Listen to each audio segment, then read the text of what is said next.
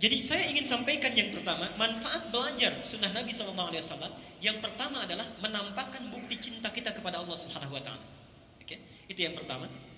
Yang kedua, mari kita teruskan dulu. Manfaat kita belajar sunnah Nabi SAW adalah ma'rifatu hayatin Nabi SAW hayatan kamilatan, mengetahui seluk-beluk kehidupan Nabi SAW secara paripurna.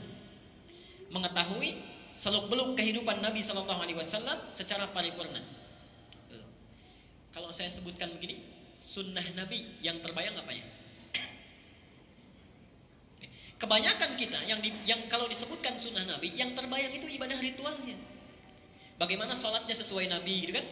Bagaimana zakatnya sesuai Nabi, umrahnya sesuai Nabi. Padahal dalam hidupnya Nabi juga tidak melulu sholat, Nabi juga tidak melulu umrah, Nabi juga tidak melulu hanya mengatakan masalah hal-hal ibadah ritual saja. Tidak, Nabi adalah seorang manusia yang normal, yang kadang-kadang beliau makan.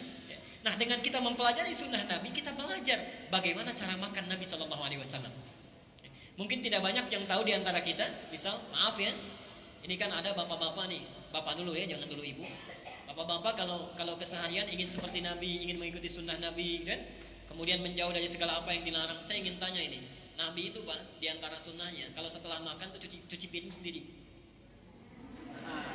Cuci piring sendiri itu Nabi. Ya. Itu Nabi SAW.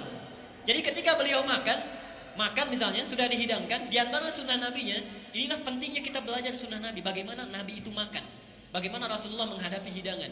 Kebanyakan selama ini kan kita cuma belajar bagaimana sholatnya Nabi, takbirnya sesuai Nabi, tapi kita tidak pernah mengkaji bagaimana sih kehidupan Nabi kesehariannya.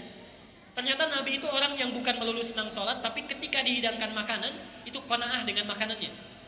Contoh misal, bagi kita yang ingin mengikuti Nabi, Nabi mengatakan, idza quddimat ta'amu faltaqna. Kalau makanan sudah dihidangkan, jangan dikomentari. Jangan dikomentari. Kita lihat kalau enak kita makan, kalau tidak enak tidak kita komentari. Yang kedua, kita nanti akan tahu bahwa Rasulullah itu Masya Allah, setelah beliau selesai makan, cuci piringnya sendiri. Ada misalnya pakaiannya yang bolong-bolong dijahit sendiri. Ya? Nah, ibu-ibu di belakang ya.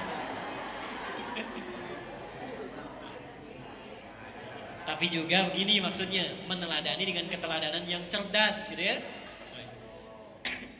Kalau nggak bisa jahit ya latihan dulu Pak ya, bukan latihan harus jahit sekarang, nggak juga.